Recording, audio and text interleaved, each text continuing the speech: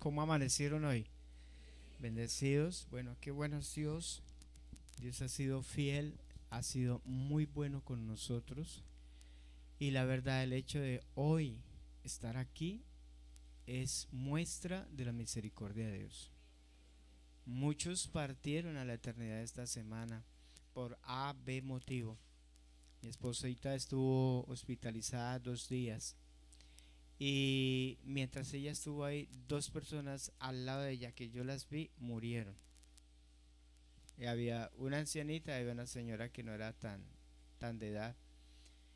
Y podía ver la misericordia de Dios, la misericordia del Señor. Y dice que la Biblia dice que las misericordias del Señor son nuevas cada mañana. Hoy es nueva la misericordia del Señor. Y preciso de eso es que vamos a hablar, vamos a exponer la palabra hoy acerca de la misericordia del Señor. Dios ha sido bueno, hermanos. Oramos por ustedes. Quiero que sepan que nosotros oramos por ustedes. Oramos por su vida, por sus familias, por sus hijos, por su economía, por su salud. Siempre estamos orando porque creemos que Dios escucha las oraciones. Y que si estamos aquí no es por nosotros, es porque el Señor trabaja en nosotros. Y Él hace que nosotros podamos estar en pie, estamos caminando en su verdad. Él es el que no nos deja desviar, hermano. Porque yo le pudiera preguntar a usted, ¿cuántas veces usted ha tratado de desviarse del camino de Dios? Muchas veces. Pero ¿sabe quién nos lo ha permitido? Dios, el Señor. El Señor ha estado ahí teniendo misericordia. Y si usted hace un recorderis de su vida, de todo lo que ha sido su vida cristiana, se va a dar cuenta que cada día ha estado la misericordia del Señor ahí. Es la misericordia de Dios. Y por eso estamos aquí. Amén. Bien, vamos entonces a ir a la palabra del Señor. Y acompáñenme en su Biblia al libro de los Salmos, capítulo 106.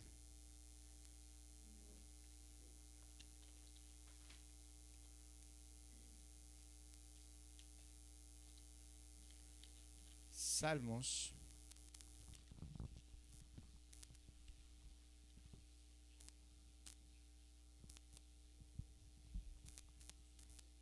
106, versículo 7.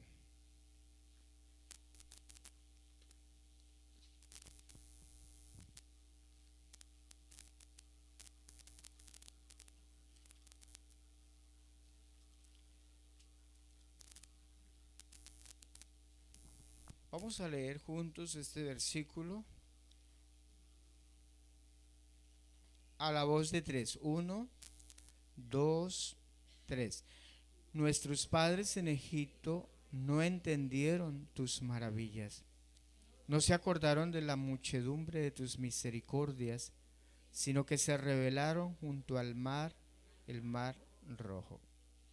Hablemos con el Señor y pidamos al Espíritu Santo que Él hable en nuestro corazón lo que Él tiene para nosotros. Señor, Padre, aquí estamos delante de ti por tu misericordia. No porque seamos mejores que otros, sino por tu gracia, Señor, porque has sido bueno con nosotros. Gracias, mi Dios. Gracias, eres precioso para nuestras vidas. Señor, gracias por hacernos parte de tu iglesia, de tu pueblo, de tu familia. Gracias, Señor, porque hoy podemos ver tu misericordia que es nueva cada mañana para nosotros.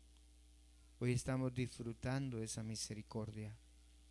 Señor maravilloso, gracias por cada hermano que está aquí presente y por los que no están presentes también. Gracias, mi Dios, por cada familia. Gracias por la obra que estás haciendo en cada uno de ellos, porque estás trabajando en su corazón para llevarlo a Cristo, para llevarlo a conocer el propósito de la vida. Gracias, mi buen Señor. Gracias por tu misericordia que es más alta que los cielos. Maravilloso Dios, si alguno estuviera enfermo en esta mañana, físicamente, espiritualmente o emocionalmente, sánale, Señor. Que esas cadenas en esta mañana se rompan, esas ataduras sean deshechas por el poder de tu Espíritu y el poder de tu palabra. Estamos en tus manos, Señor. Enséñanos, háblanos y trae esa palabra que necesitamos al corazón. En el nombre de tu amado Hijo Jesucristo. Amén. Bien, el tema de este mensaje es la misericordia de Dios. Dice la palabra que nuestros padres en Egipto no entendieron tus maravillas, pero tampoco se acordaron de la muchedumbre de tus misericordias, sino que se rebelaron junto al mar, el mar rojo. ¿Cuál es el contexto de esta palabra, de este texto? Israel se encontraba frente al mar rojo. Detrás venía el ejército egipcio y ellos no venían con deseos de volverlos a llevar a la esclavitud, sino matarlos. Entonces ellos delante y detrás están encerrados, según Faraón dice, allá los vamos a coger calienticos, no tienen escapatoria. Cuando ellos ven al ejército egipcio que viene bien armado contra ellos, y ellos voltean a mirar hacia adelante y está el mar, ¿para dónde cogen? ¿Qué se les viene? ¿Qué es lo primero que se les viene a la mente a ellos? Hasta aquí llegamos. No hay nada que hacer. Estamos muertos. No hay nada que hacer. Aparentemente no hay salvación. Entonces, ¿qué se les olvidó en ese momento? ¿Qué es la misericordia de Dios? ¿Qué es? Ya lo hemos enseñado varias veces. La misericordia es que Dios no nos da lo que merecemos. ¿Qué es la misericordia de Dios? No nos da lo que merecemos. Entonces se olvidan en ese momento, ellos se ven desprotegidos, sin que nadie los pueda ayudar. En ese momento se están viendo así. Entonces se llenan de temor y angustia porque no le ven la salida. ¿Cuándo es que una persona se llena de temor y angustia? Cuando no ve salida. Cuando dice no hay nada que hacer. Hasta aquí llegué. Y eso causa temor, angustia en las personas, en nosotros, porque también lo experimento.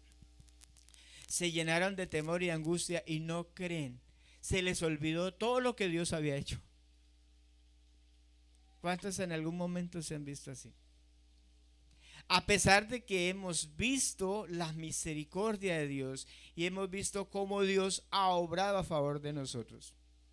Ellos habían visto las maravillas de Dios en Egipto, unas cosas asombrosas. Por ejemplo, haber oscuridad en Egipto y en ellos no. Habían visto unas cosas súper preciosas de Dios. Habían visto lo que Dios era capaz de hacer, su poder, habían visto su gloria, habían visto su presencia en medio de ellos, pero en ese momento no se acordaron de nada. ¿Nos ha pasado así? Y vemos maravillas tras maravillas de Dios y estamos viendo el poder de Dios y de pronto tenemos que enfrentar otra situación y otra vez se nos olvida.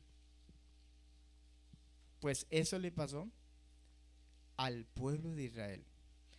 Vamos a Éxodo capítulo 14. Vamos a mirar el versículo 10. Éxodo capítulo 14. Oiga, qué cosa que las cosas como que no pasan de moda en ese sentido, ¿no? Dice el versículo 10: y cuando Faraón se hubo acercado, los hijos de Israel alzaron sus ojos, y aquí que los egipcios venían tras ellos, por lo que los hijos de Israel, ¿qué hicieron? Temieron en gran manera y clamaron a Jehová. Qué espirituales, ¿no? Primero, ven a los enemigos, sienten temor y ¿qué hacen? Claman a Dios. ¿Cuántos claman a Dios en una situación difícil? ¿Cuántos alguna vez han clamado a Dios y se han quebrantado diciéndole: Señor, ayúdame? ¿Cierto? Pero este clamor, ¿cómo fue el clamor de ellos? Versículo 11.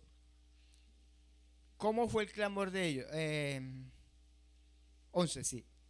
Mire cómo fue el clamor. Y dijeron a Moisés: no había sepulcros en Egipto, que nos has sacado para que muramos en el desierto. ¿Cómo fue el clamor de ellos hacia Dios en ese momento de angustia y temor? Reclamos, quejas. Hay dos formas de clamar a Dios: reclamándole a Dios, exigiéndole a Dios y preguntándole por qué. Hay varias formas de clamar a Dios. Y este clamor a Dios es un clamor incorrecto, porque le están reclamando, están murmurando, están dejando de ver el propósito de Dios. Ellos están dejando de ver lo que Dios, el plan que Dios tiene con ellos, y se están viendo muertos. Se están viendo muertos. Dice: no había sepulcros en Egipto, que nos ha sacado para que muramos en este desierto. Entonces, ¿cómo se empiezan a ver ellos en medio de esa situación? ¿Qué es lo primero que nosotros pensamos cuando nos llega algo? A una enfermedad, qué sé yo, cualquier cosa así que atente contra nosotros. ¿Cómo nos empezamos a ver? Ya de una vez nos vemos muertos.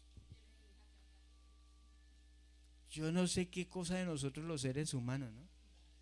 Oiga, no podemos pensar en algo bueno, sino de una vez. No, ya es. Yo creo que este año no pasa. Y ellos se comienzan a ver muertos. Dicen: oye, no había sepulcros allá en Egipto. ¿Por qué nos trae a morir? Aquí van a quedar nuestros cuerpos, se lo van a comer los buitres. ¿Cómo es capaz usted de hacer esas cosas? O sea, ¿por qué usted nos hace eso? Ya se veían muertos. Se veían en el desierto, los cuerpos tirados en el desierto. ¿Quién recoge esos cuerpos? Nadie. Y ellos se estaban viendo así. Bueno, algo parecido pasa con nosotros, ¿no? Pero la pregunta es: ¿por qué ellos piensan así? Ellos dicen: ni siquiera vamos a tener una muerte digna, sino que nuestros cuerpos van a quedar ahí. ¿Por qué ellos piensan eso? No le han creído a Dios. Porque a veces nosotros pensamos así. Porque antes nos adelantamos a los hechos y siempre estamos pensando lo malo. Y eso malo que estamos pensando va en contra del propósito que Dios tiene con nosotros. Es totalmente diferente. Entonces se están viendo muertos. Ellos dicen: por lo menos en Egipto había sepulcros, pero aquí vea. Entonces, versículo 12 dice: ¿no es esto lo que te hablamos en dónde? En Egipto. ¿Qué era lo que ellos le decían a Moisés cuando estaban en Egipto? ¿Qué les decían ellos? Oiga, Dios queriendo sacarlos a libertad, y ellos dicen: oiga, es que era mejor haber seguido en Egipto. Era mejor. Eso fue lo que nosotros le dijimos a Moisés. O sea, Moisés entendía el pensamiento de Dios y ellos no. Ellos no entendían lo que Dios quería. Moisés sí. Por eso hay un versículo que dice que los caminos notificó a Moisés. O sea, quien entendía los pensamientos de Dios era Moisés. Por eso él veía diferente. Ellos no. Ellos siempre estaban pensando en esclavitud, en esclavitud, en esclavitud. Siempre. Siempre estaban pensando en eso. Y ellos decían, es que era mejor servir a los egipcios. ¿Cuántas personas han pensado? Yo vivía mejor cuando no era cristiano. Me iba mejor cuando no era cristiano. No me enfermaba tanto cuando era cristiano. Hay personas que piensan así. Es que me iba mejor. Era mejor estar allá. Por eso dice que Israel salió de Egipto, pero Egipto no salió de ellos. Siempre estaban pensando en esclavitud. O sea, para ellos era más fácil seguir viviendo en esclavitud que vivir en libertad dependiendo de Dios. ¿Qué es mejor? ¿Seguir viviendo en esclavitud o vivir en la libertad dependiendo de Dios? Es mejor vivir en libertad, pero esa libertad implica vivir dependiendo de Dios por la fe. La fe era muy importante para Dios. Entonces, para vivir en libertad se necesita confiar en que Dios está guiando nuestro camino. ¿Qué se necesita para vivir en libertad? Confiar en que Dios nos está guiando. La persona que no entiende ni experimenta esto, para él es mejor vivir en Egipto. O sea, vivir en la esclavitud del pecado. Entonces, ¿qué es lo que a nosotros nos hace ver muertos cuando enfrentamos una adversidad? ¿Qué es? Porque siempre pensamos en muerte. Dice, hasta aquí llegamos. No confiar en que Dios está presente y que Él cumplirá su propósito en nosotros. Dios tiene un propósito con cada uno de nosotros. Y alguien decía, y yo lo creo, no nos vamos a ir hasta que no cumplamos el propósito de Dios.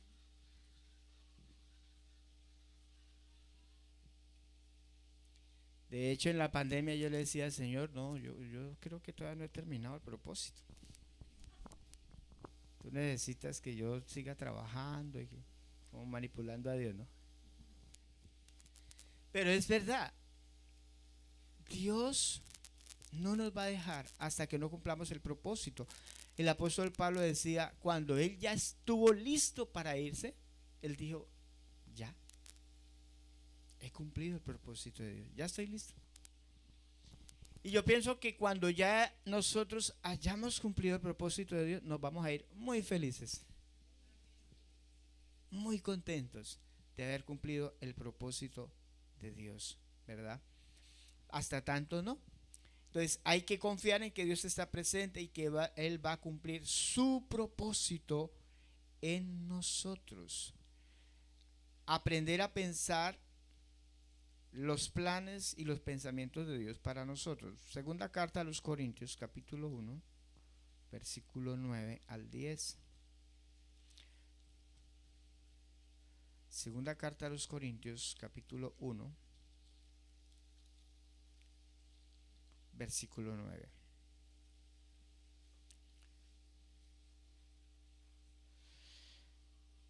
Versículo 9 dice, bueno, leamos desde el 8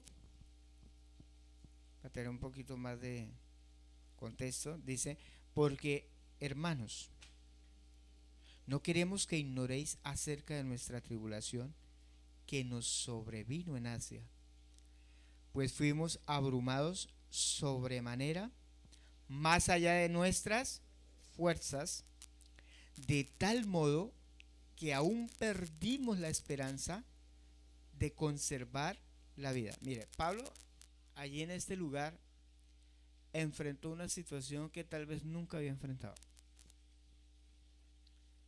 Y era tal la situación que, siendo un hombre de fe, dice, perdimos la esperanza de conservar la vida. O sea, humanamente, nada que hacer. Nada que hacer. Humanamente ya no se puede hacer nada. Pero dice el versículo 9, pero tuvimos en nosotros mismos sentencia de muerte. ¿Para qué? Para que no confiásemos en nosotros mismos, sino en Dios que resucita a los muertos. Aquí hay algo interesante que podemos aprender esta mañana.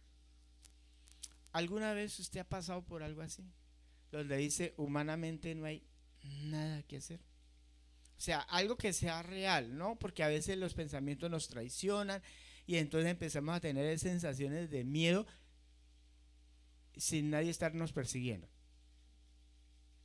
No, estoy hablando de algo real, de algo que nos suceda real, algo que atente contra nuestra vida, pero que sea real, no un pensamiento. Los pensamientos hay que sacarlos.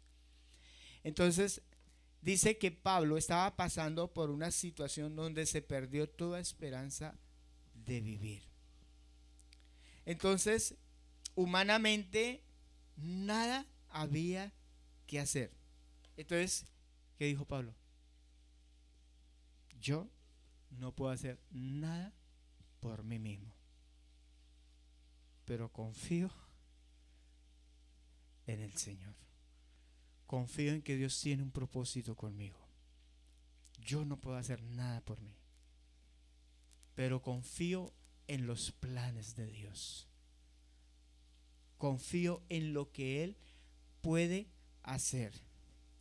Entonces aquí vemos un contraste entre Israel y Pablo. ¿Qué hizo Israel? Se desesperó. Pablo, ¿qué hizo en ese momento de muerte? Dijo, estoy en las manos de Dios. Él verá qué hace conmigo. Él verá qué va a hacer con nosotros. Hemos vivido momentos difíciles nosotros en nuestra salud y en muchas cosas que hemos visto. Pero cuando eso llega a nuestra vida, me acuerdo de esto y digo, no puedo hacer nada. Dios tiene el control de todo. Él es el que lo puede hacer. Él es el que puede salvarnos y darnos vida. No podemos hacer nada por nosotros mismos. Pero ¿para qué Dios nos lleva a ese estado de ver que no podemos hacer nada por nosotros mismos? ¿Para qué nos lleva a eso? Para que no confiemos en lo que nosotros podemos hacer, sino poder confiar en lo que Dios sí puede hacer, en lo que Él puede hacer. Ahorita en la construcción del templo, la renovación del templo, de las aulas, ustedes no saben las afugias que yo paso.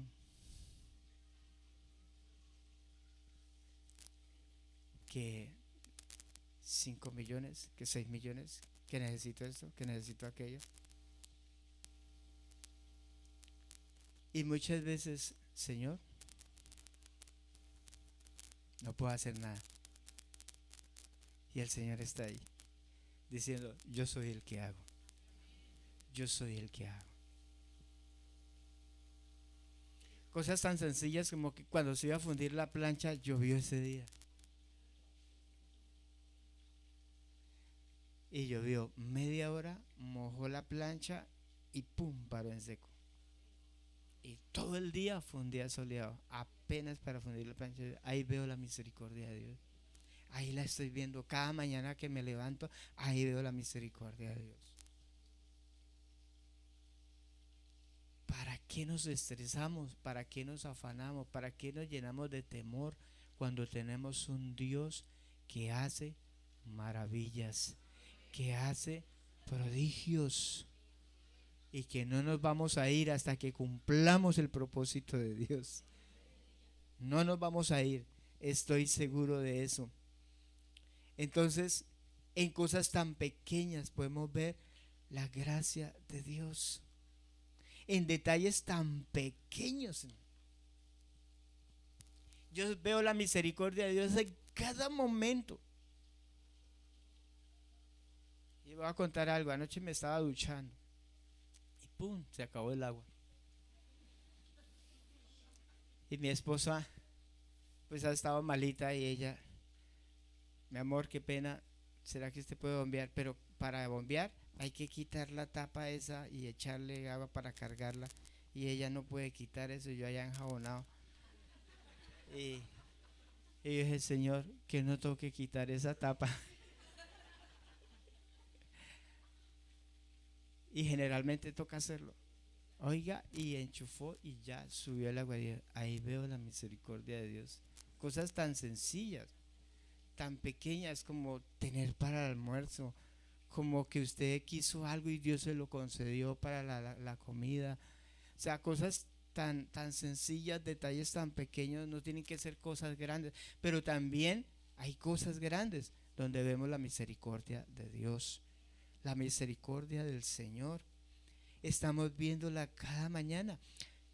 El viernes que le dio al corazón eso a mi esposa y ella pum, bajó la cabeza, yo me asusté porque somos humanos, ¿cierto? Me asusté. Y empezamos a orar en el Espíritu. Empezamos a orar. Y dije, Señor, tú tienes el control de todas las cosas. Y comenzamos a orar y ella volvió.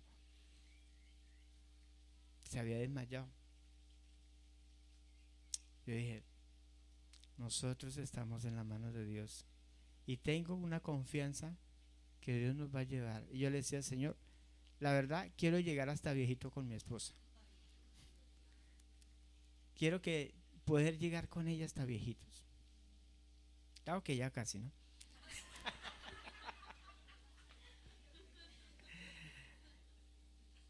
Pero ahí estamos viendo la misericordia de Dios.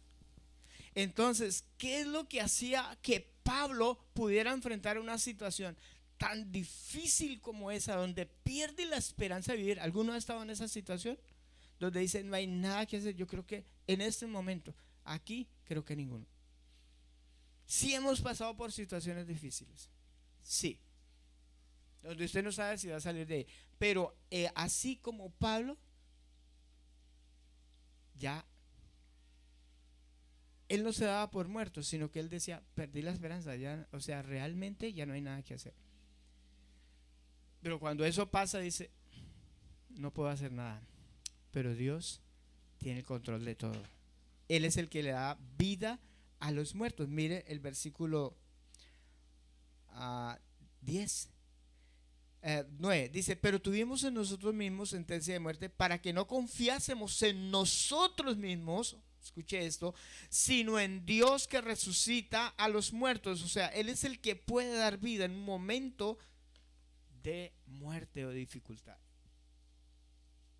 Él es el que da vida. Él resucita a los muertos, quiere decir que Él le da vida a cualquier situación, hermano. Natalia estaba diciendo, ¿qué significa el nombre de Jesús? ¿Qué significa? Poder, salvación, liberación, vida.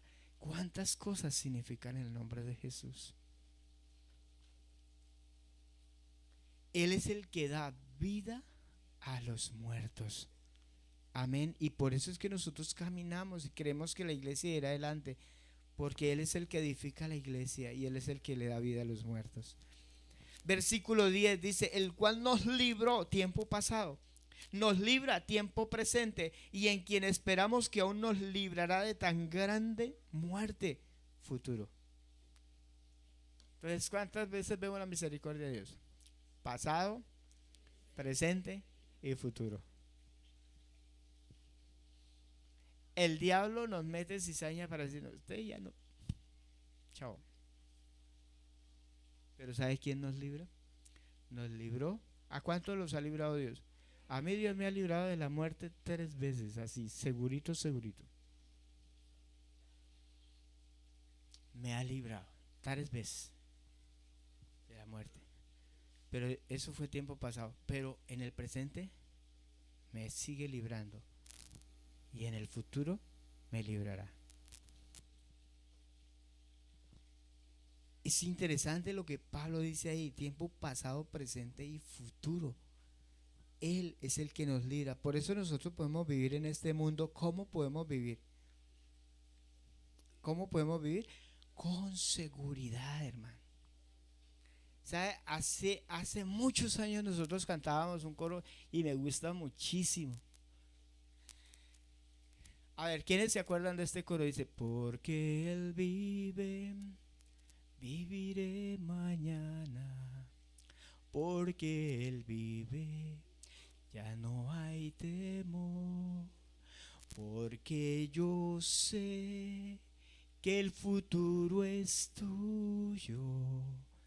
La vida vale más y más solo por Él. Lindo ese coro. Esos mensajes que traían esas canciones. Porque Él vive, viviré mañana. El día, eso no sucede ni va a suceder jamás. Si Dios dejara de ser, nosotros dejaríamos de ser. Pero como Él vive, nosotros vivimos. Porque Él vive, viviré. Por eso no le hagamos caso a los pensamientos malignos. Amén. No le dé lugar a esos malos pensamientos. Entonces lo que Pablo hacía era enfrentar cada situación con la seguridad de que Dios le da vida. Eso es la confianza que Dios tiene el control y que Él cumplirá su propósito en nosotros. Por su parte, Israel no confió en lo que Dios podía hacer. Se le olvidaban las cosas.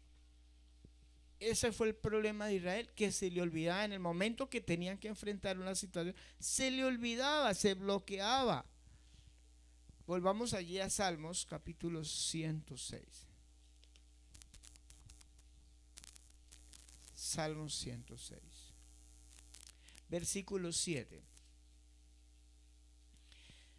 Dice, nuestros padres en Egipto, ¿no qué? No entendieron. ¿Qué fue lo que ellos no entendieron? Tus maravillas. ¿Para qué son las maravillas de Dios?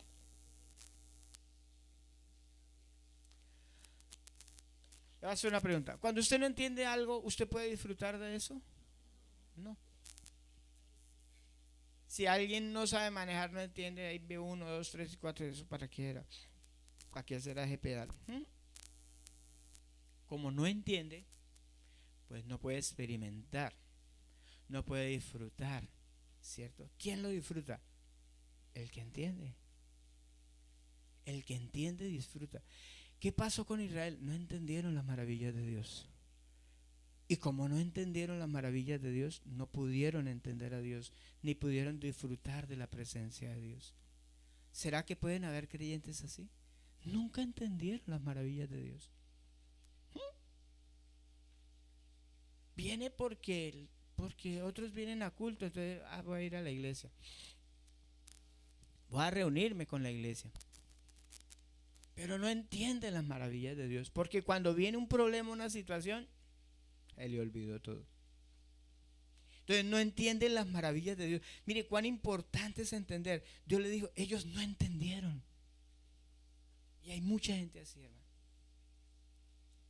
Yo recuerdo cuando estuve en el bachillerato ya hace unos poquitos años. Tenía yo tal vez 16, 17 años. Y bueno, Dios me dio la capacidad de entender muy bien lo que es la álgebra, trigonometría, química, esos. Yo entendía eso facilito. Y yo veía que mis compañeros se mataban la cabeza entendiendo, no podían. Y yo decía, pero venga, pero usted cómo hace. ¿Usted cómo hace? Yo no entiendo esa vaina. Yo decía, ¿cómo le digo yo a usted? Yo entendía. No sé. para mí era fácil, era tan fácil que un día no fui a clase y ese día enseñaron unos problemas, unas cosas nuevas ahí. Y al otro día el profesor me tenía acá y dijo, bulla, pase adelante. Y me puso puro así, un pupitre al frente. Saque una hoja. Como yo no había venido yo aquí lo veía. Y empezó a escribir en el tablero, soluciona estos problemas, ta, ta, ta. Entonces, yo no había visto esa clase. Se la entregué. Y se quedó mirando. Dijo, ¿y usted cómo hizo? Si es que yo enseñé esto hasta ayer y usted no vino. Porque él me quería corchar. Le dije, profe, lo único que hice es deducir qué seguía después de eso. O sea, yo entendía fácil. Todos los exámenes eran 10, 10, 10, 10. Pero era algo que yo entendía. O sea, no sé ni por qué, pero lo entendía fácil y lo disfrutaba. Entonces a mí me daba risa, porque yo podía entender eso. Así pasa con las personas. Hay personas que son, pero eso es un don de Dios. Y las personas que no, eso se rascaban la cabeza, pero ¿cómo? Yo no entiendo. Y le explicaba, mire, así, así, así. Y se rascaban la cabeza. Entonces, así pasa con la vida espiritual. Hay personas que no entienden las maravillas de Dios. ¿Y sabe qué pasa cuando alguien no entiende? ¿Qué dice Mateo 13, 19? Cuando alguien oye y no entiende, ¿qué hace el diablo? Viene y roba lo que ha sido sembrado, porque no entendió. Esa palabra, pum, se la lleva, se la roba. Nunca entendió. Entonces Dios les dice, nuestros padres no entendieron las maravillas de Dios. ¿Quién era Dios? No entendieron su propósito para con ellos. No entendieron que Dios estaba dando a conocer a ellos, que les estaba mostrando su amor. Yo no sé por qué ahora uno cree que se va a morir cuando Dios le está enseñando cosas de Él. O sea, no entendieron las maravillas de Dios. Entonces, no entendemos lo que Dios está haciendo en nuestra vida para perfeccionarnos y para ser usados por Dios. Siempre que viene algo, Dios quiere usarlo para nuestro bien. Dios quiere fortalecernos en esas áreas donde somos débiles. Segunda carta a los Corintios, capítulo 4, versículo 17. Segunda carta a los Corintios, capítulo 4, versículo 17. Dice, porque esta leve tribulación, ¿cómo eran las tribulaciones para Pablo? Leves. ¿Y para nosotros? Crueles. Porque esta leve tribulación momentánea produce ¿en dónde? ¿Dónde produce? En nosotros un cada vez más excelente y eterno peso de gloria. O sea, esa persona, ¿cómo es que dice? Vale lo que pesa. Produce en nosotros un eterno y excelente peso de gloria. Mire, hermano, nosotros, ¿por qué nos pasa eso? Porque a veces estamos más pensativos en lo que nos puede pasar a nosotros físicamente que los propósitos de Dios que Él tiene con nosotros. Y los propósitos de Dios para con nosotros son eternos. ¿A qué le ponemos más cuidado a nosotros? ¿A lo físico o a lo espiritual? Siendo honestos. Para la muestra un botón. Cuando llueve, no venimos a un servicio. ¿En qué pensamos? Me voy a enfermar.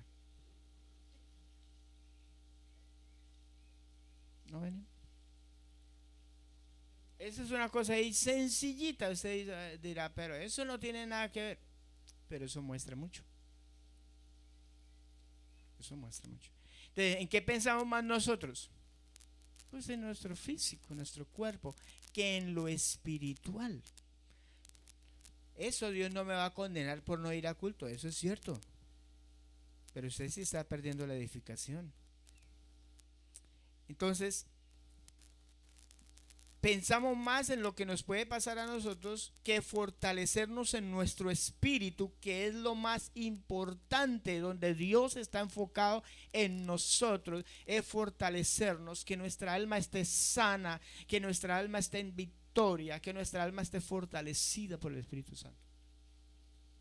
Pero nosotros siempre estamos pensando en lo físico, en nuestro cuerpo. Entonces, nuestro enfoque como creyentes debe ser más físico o espiritual. ¿Qué piensan? ¿Cuál debe ser mi enfoque? Espiritual. Hermano, yo lo digo porque a mí también me pasa. Yo tengo que luchar con eso. No, mi enfoque tiene que ser en lo espiritual. Tiene que ser en lo espiritual. Porque a veces tendemos más a ocuparnos en otras cosas que en lo espiritual.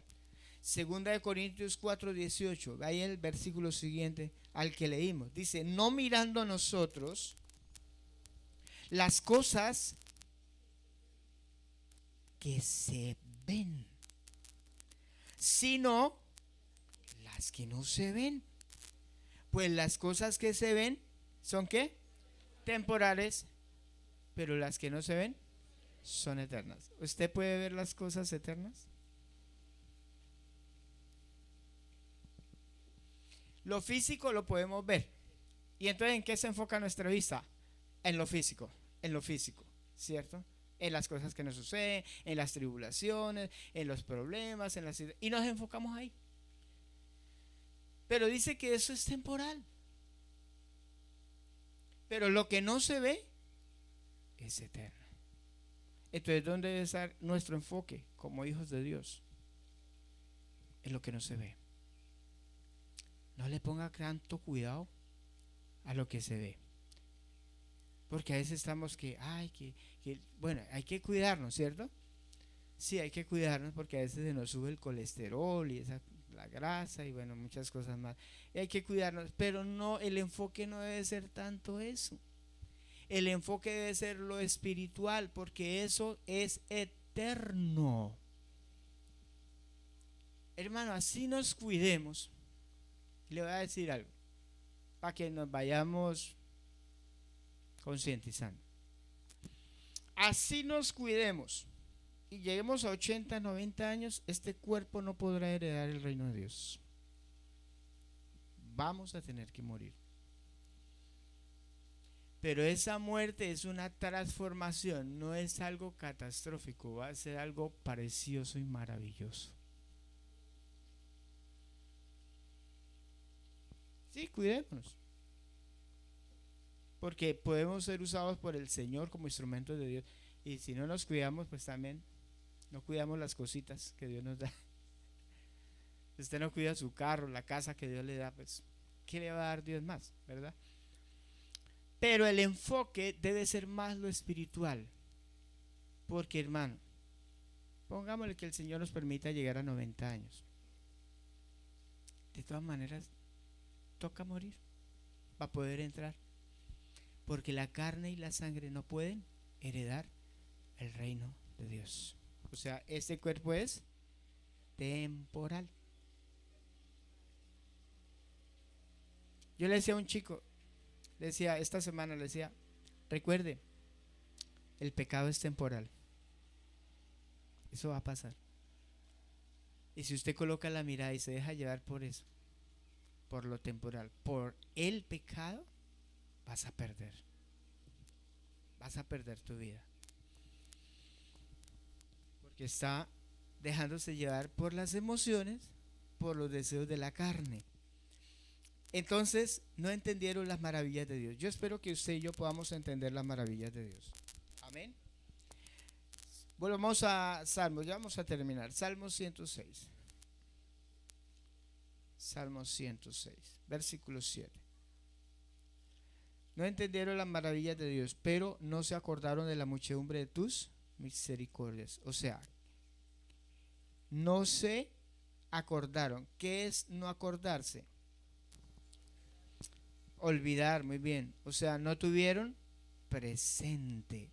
¿Qué es tener presente? Pues que se acuerda constantemente. No olvidarse. No olvidarse de las misericordias de Dios. Ellos no tuvieron presente las muchas misericordias de Dios. La habían visto, sí. ¿Cuántas veces? Todo el tiempo, muchas veces. ¿Quiere que le diga algo? Le tengo una noticia. Dios eternamente nos ha mostrado su misericordia. Constantemente. Jeremías capítulo 31, versículo 13. No es que Dios hasta ahora está teniendo misericordia de nosotros, no. Eso es algo que ya Dios pensaba en usted y en mí desde antes de la fundación del mundo. Ya estaba pensando en nosotros. Él estaba pensando, Álvaro va a nacer, Juan José va a nacer, Wilson va a nacer. Ya tengo listo todo. Dice 31:3, dice: Jehová se manifestó a mí hace ya mucho tiempo diciendo, ¿qué dice Dios? Con amor eterno te he amado.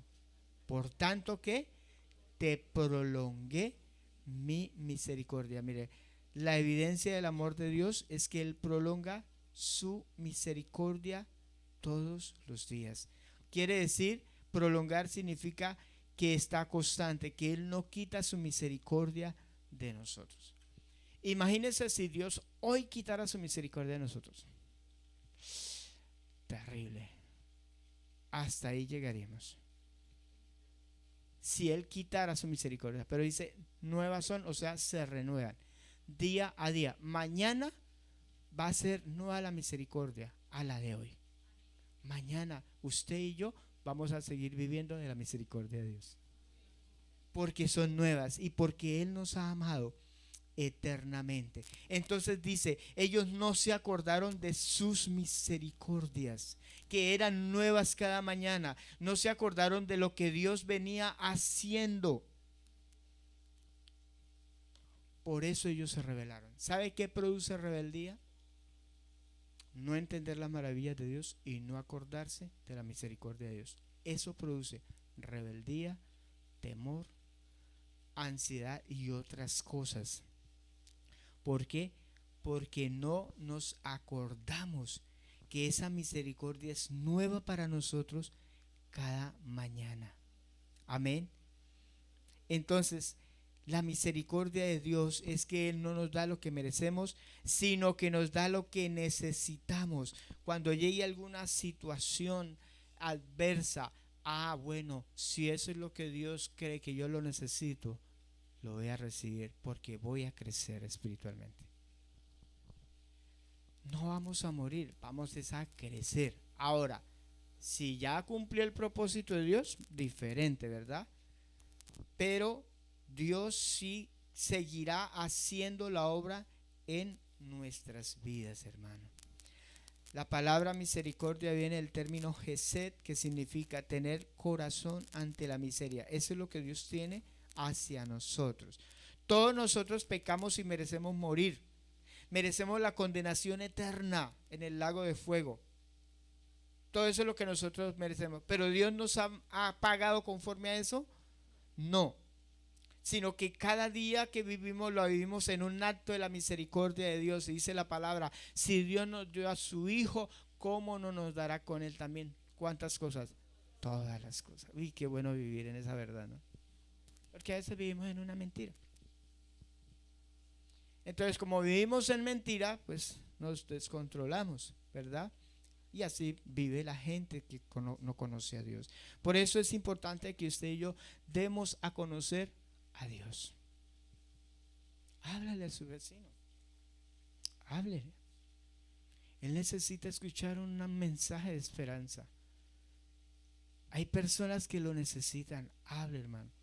Abre su boca. Hable de ese Dios de misericordia, de ese Dios de amor, de ese Dios que ha amado a las personas con amor eterno y que tiene la misericordia renovada cada día para todas las personas.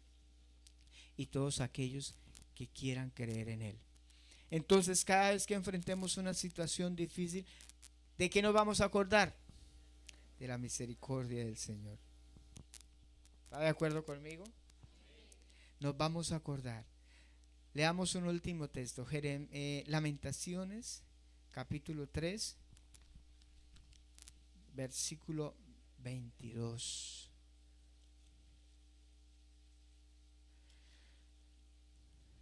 Lamentaciones. Se me perdió Lamentaciones, no vino hoy Lamentaciones. Antes de Jeremías. Se me olvidó. Adelante de Jeremías. Dice el capítulo 3, versículo 22. Dice: por la misericordia de Jehová no hemos sido consumidos. O sea, si no estuviera la misericordia de Dios, ¿qué hubiera pasado? Ya estuviéramos muertos.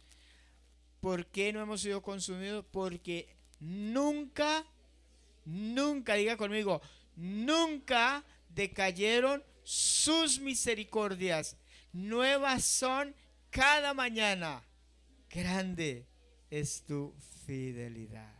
Aleluya. Qué precioso, ¿no? Podemos vivir confiados en la misericordia de Dios. No sé cuál es la situación por la cual usted esté pasando hoy. No sé. Salud, trabajo, problemas familiares, problemas de economía, no sé. Pero quiero decirle que la misericordia de Dios no lo va a dejar y no lo va a dejar consumir. No lo va a dejar, porque dice la palabra, nunca decayeron sus misericordias. Qué preciosa es la misericordia de Dios. Amén. ¿Qué tal si oramos al Señor y le decimos, cuántas veces nos hemos rebelado contra el Señor? Dudando, muchas veces pensando cosas que no son. A veces ni podemos dormir de pensar en cosas y no puedo dormir, no me coge el sueño. Pero ¿sabe qué es eso?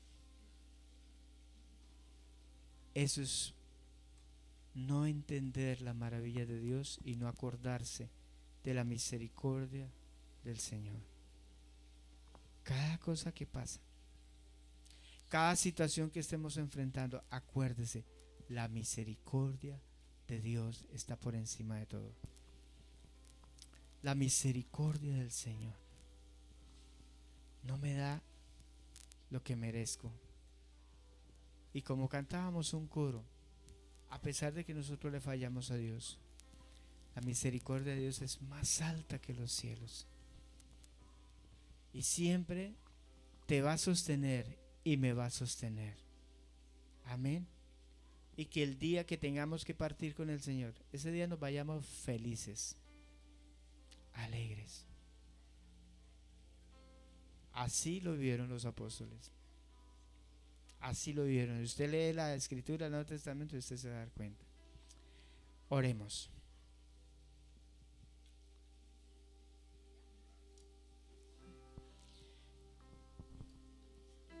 Venimos ante ti, Señor, para adorarte, para exaltarte, mi Dios.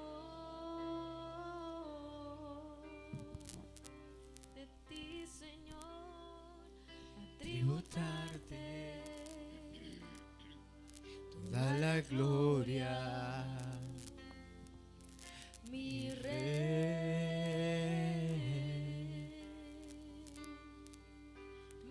por su presencia que la vida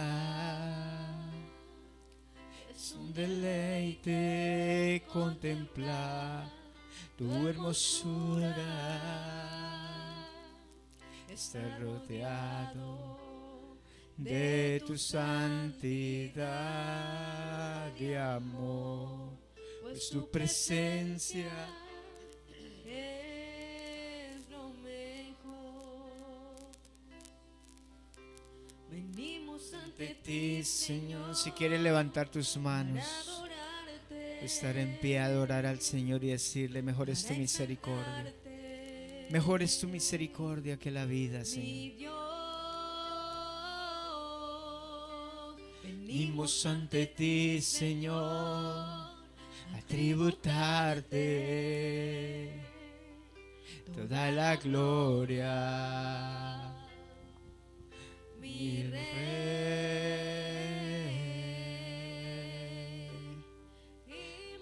Mejor es tu presencia que la vida. Es un deleite contemplar tu hermosura. Está rodeado de tu santidad de amor, pues tu presencia es lo mejor.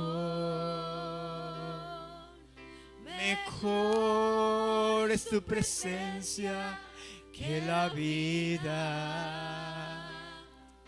Es un deleite contemplar tu hermosura. Está rodeado de tu santidad de amor, pues tu presencia es lo mejor. Pues tu presencia Es lo mejor. pues tu Presencia es lo mejor. Señor, oramos por cada uno de los que estamos aquí presentes. Señor, tal vez muchas veces que hemos enfrentado alguna situación, hemos desmayado, tal vez nos hemos llenado de temores, nos hemos llenado, Señor, de ansiedad, y hay una causa: falta de confianza en la misericordia del Señor. Ayúdanos, Señor. Fortalécenos en nuestro ser interior, fortalécenos en nuestro espíritu, ayúdanos a entender tus maravillas, a entender tus pensamientos, a entender tu gracia, a entender que tus pensamientos para con nosotros son pensamientos de paz, son pensamientos de bien, son pensamientos de bendición. Echamos fuera, Señor, todo temor, toda angustia, echamos fuera toda preocupación, todo estrés, toda ansiedad, en el nombre de Jesucristo, porque tu nombre es salvación para nosotros, tu nombre es vida para nosotros, tu nombre es libertad, tu nombre es liberación, tu nombre es paz para nosotros.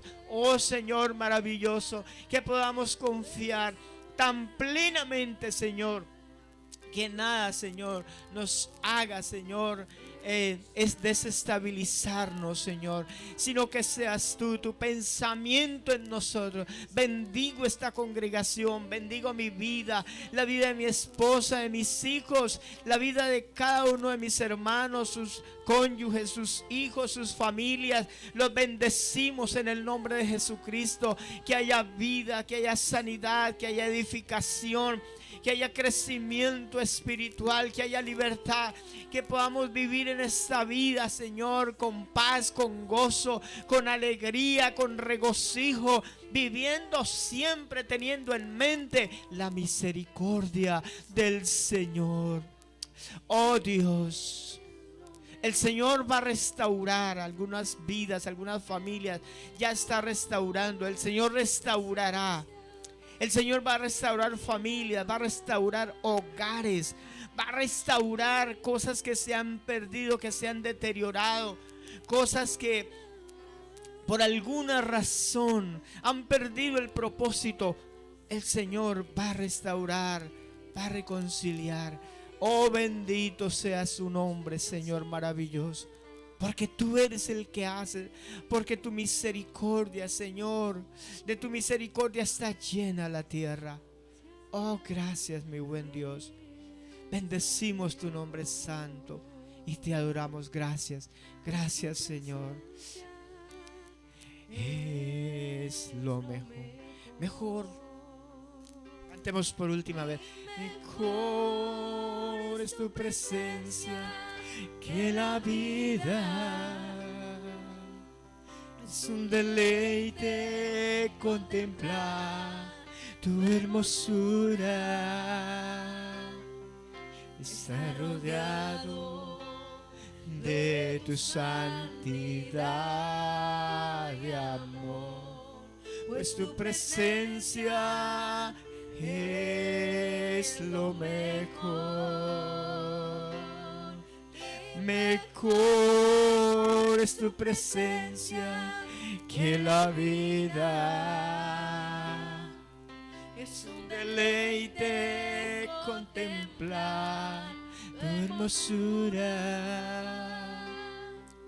Está rodeado de tu santidad y amor, pues tu presencia es lo mejor, pues tu presencia es lo mejor, es lo mejor. Aleluya.